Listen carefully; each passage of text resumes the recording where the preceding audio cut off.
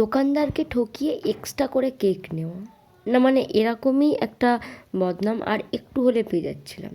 তো আজ ছিল আমার এই ফ্রেন্ডের বার্থডে, তো সেই জন্য আমাদের একটা ছোট্ট মোটো ক্রেজি টাইপের সেলিব্রেশন হতে চলেছিল। আমাদের সেলিব্রেশনের মেন উপকরণ হচ্ছে একটা 5 টাকার কেক, 5 to 10 সেই পুরোনো ফুচকা কাকুর ফুচকা, 5 টাকার চারটে। উনি তো হেসেই খুন, বলে এখনও সেই 5 টাকাতেই পড়ে আছিস তোরা। আর তারপরে ছিল একটা চপ, না না সরি সরি, পেঁয়াজি। আচ্ছা, আমি তো কথায় কথায় বলতেই ভুলে গেছি আমাদের বার্থডে নাম অঙ্কন প্রতিবেশী প্রিয়া। আর ওর এই নামটা যে আমি তোমাদের সামনে বলে দিলাম, ও এটা দেখার পর যেভাবে রিয়াক্ট করবে আমি তো জাস্ট ভাবতেই পারছি না।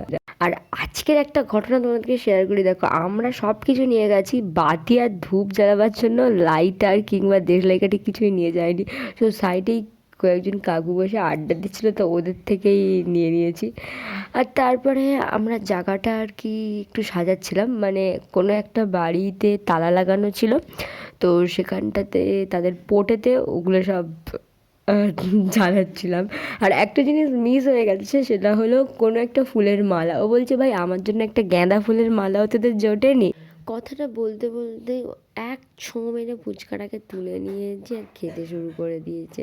বলছি, ভাই আগে কেকটা তো কাট অ্যান্ড দেন তুই ফুচকা পেঁয়াজি এগুলো তো সব তোরই জন্য। বলছে, আরে ভাই আগে তো পেট পূজা না।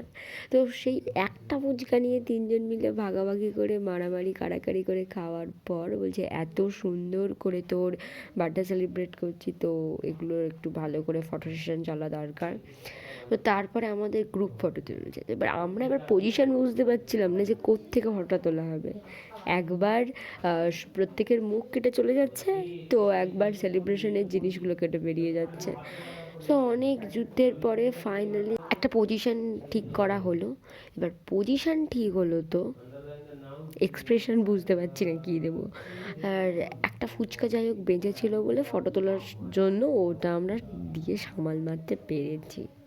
আর তারপর প্রিয়াকে, আই মিন আমাদের বার্থডে গার্লকে, তার কেক, তার পেঁয়াজি, তার ফুচকাগুলোর সাথে কিছুক্ষণ ফটো তোলাতুলি হলো। এবার আমাদের তো 70টা ফটো তোলার পরে 7টা ফটো পছন্দ হয়, আর সেই 7টাগুলোই সব থেকে বেশি পছন্দ হয়, যেগুলো সব থেকে বেশি খারাপ হয়।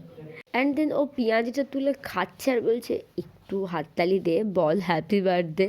বিশ্বাস করো, আমি ভয়েসটা দিচ্ছি আর ভিডিওর দিকে তাকালেই আমি হেসে হেসে মাটিতে জাস্ট গড়িয়ে পড়ছি, আর তখনই ভয়েস রেকর্ডিংটা স্টপ করছি। আর আমার মাকে যখন দেখিয়েছিলাম, মা বলছে, তোরা এই করেছিস, আর রাস্তার লোকজন তো তোদেরকে পাগল বলে প্যাদায়নি, এটাই তোদের ভাগ্য ভালো। তো তারপর যখন কেকটা কাটা হলো, মানে প্যাকেজিংটা খোলা হলো, ও বলছে, এত বড় সাইজের একটা কেক আমরা বুঝতেই পারছিলাম না কোথায় ধরবো আর কোথা থেকে ওর গালে দেবো।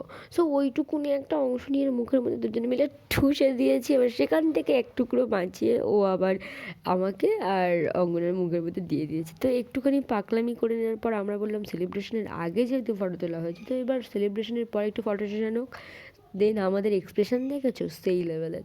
তো তারপর আমাদের বার্থডে গার্ল আমাদের ট্রিট দেওয়ার জন্য নিয়ে গেছে একটা দোকানে, যেখানে আমরা চেয়েছিলাম একটু চিকেন পাকোড়া খেতে, বাট সেখানে ছিল না বলে আমরা 3টে কিনে নিলাম। হ্যাঁ, ভেজিটেবল চপ নিয়ে নিয়েছি, যেটা টেস্ট এভারেজই ছিল।